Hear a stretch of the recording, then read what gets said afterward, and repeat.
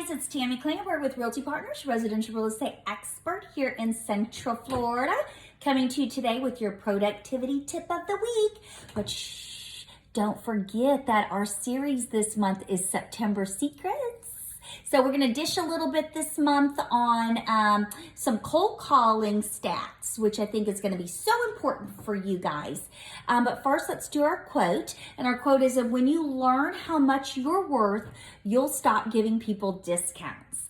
So this whole month is about giving some extra tools for your toolbox so that you can come out guns a-blazing, be able to talk about your worth and be able to, get that business without having to sell the farm to do it, which I've seen lots of realtors do, give the whole farm away. And we don't want to do that because we work very hard, and you guys, don't forget, you're the subject matter experts at what you do. So one of the areas that I would say most realtors dislike, we'll just say it like that, and that's cold calling.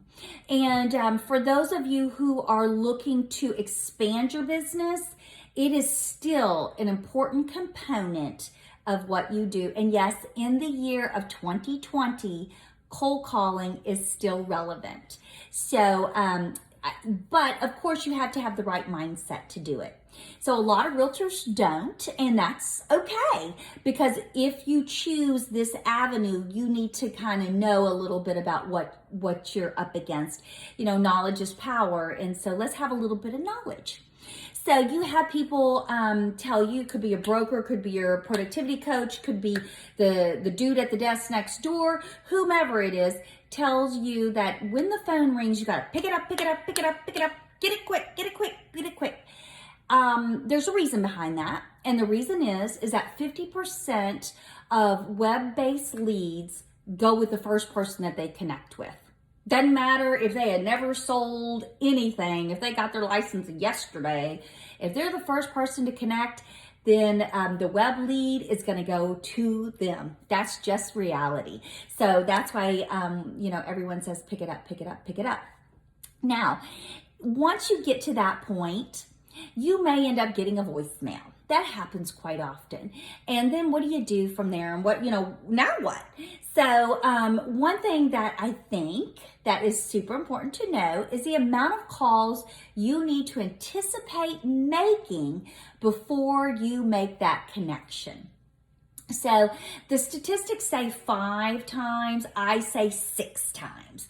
I say you have to plan on making at least 6 attempts before they know, love, and trust you. And they still might not know, love, and trust you, but that's the average. Now, this is exciting. It could be, since you now know you need to make between 5 and 6 calls, is the average realtor makes 2. And the 45% of all realtors make 1. So that just shows you about how many make more than 2. Not many. But it does take a prospect at least 4 times of saying no. And by them not returning your call, that's really a no, before they'll say yes. And that's why the statistics say 5, I say 6. Either way, it's really, really important that you know not to stop at 1 or 2 calls. Don't be discouraged. And I also encourage you to think about how you like to be treated with phone calls. Now, there's some schools of thought that say that you should call back to back to back to back to back until you get a hold of somebody. There's other schools of thought that say, call, email, letter, lots of different touches, which is, I agree with you, to have to touch in a lot of different ways. But I will tell you, you need to kind of think about, when you're doing your style, how you like to be interacted with.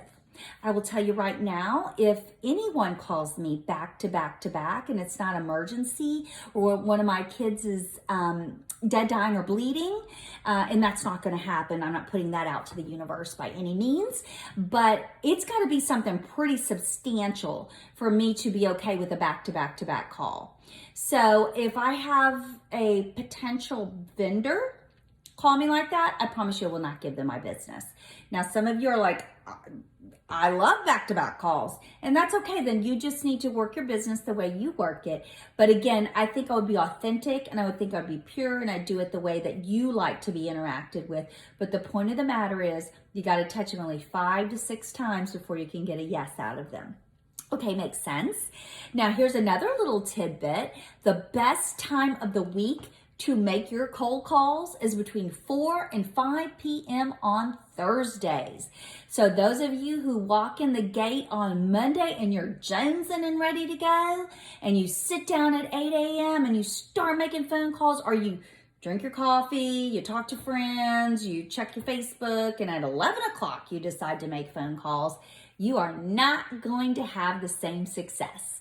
So your best day is Thursday. That's a good secret, 4 to 5. Your second best day is Wednesday, the same time. The worst time to make your cold calls is between 11 a.m. and 2 p.m.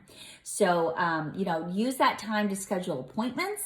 Use that time to do some farming.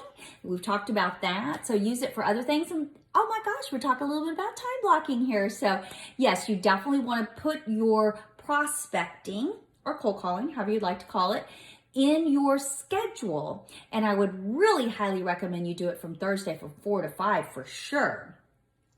And what that will do for you is if you'll make those 5 to 6 calls, you have a 90% chance of getting that deal. I think that's worth it.